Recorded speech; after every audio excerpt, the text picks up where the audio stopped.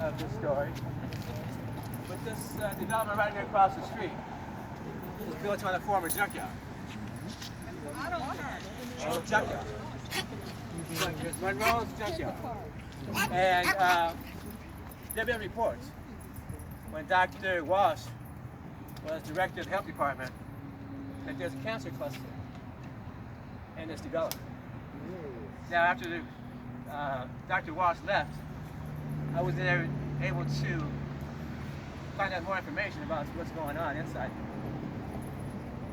But the other thing about this is, you see the freeway, and how this freeway pretty much separated the black community in Pasadena.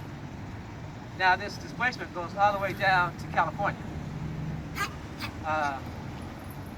Back in the day, that part of town was called the South End.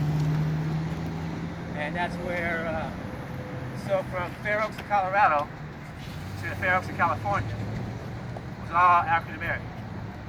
And most of the employment came from the women being those domestics, supporting the families that lived on Orange Road.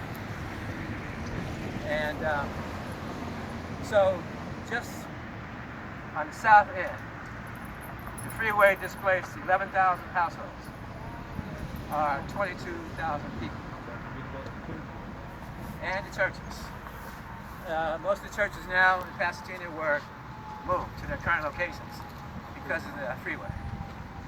And so it just really cut this whole community in half. And what led to the development of the freeway was that city of Pasadena leadership said that this area was blighted and a slum. And so there were conversations about the routing of the freeway. The city fathers didn't want the freeway to interrupt with the historic Terminal Rose's house, Caltech, and the Pasadena Playhouse. And so these are structures that reflect the type of town Pasadena is. And so, any questions?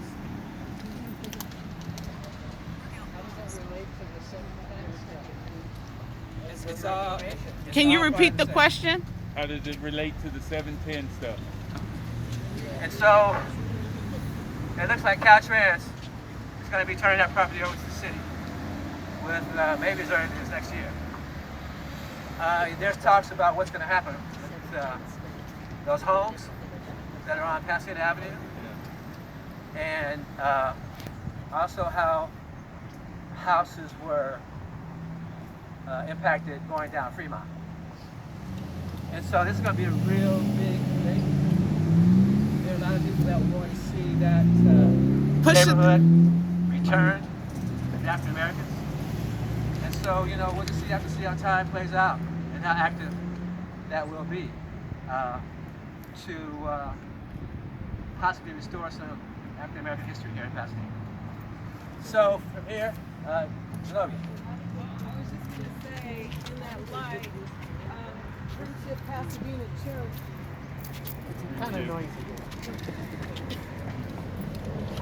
Oh, in that vein, and talking about properties and Caltrans, Friendship Pasadena Church, which is in Old Town, it still survives, 128-year-old church in Old Town on Dayton and DeLacy, won a bid with Caltrans to buy a 12-unit apartment complex in South Pasadena.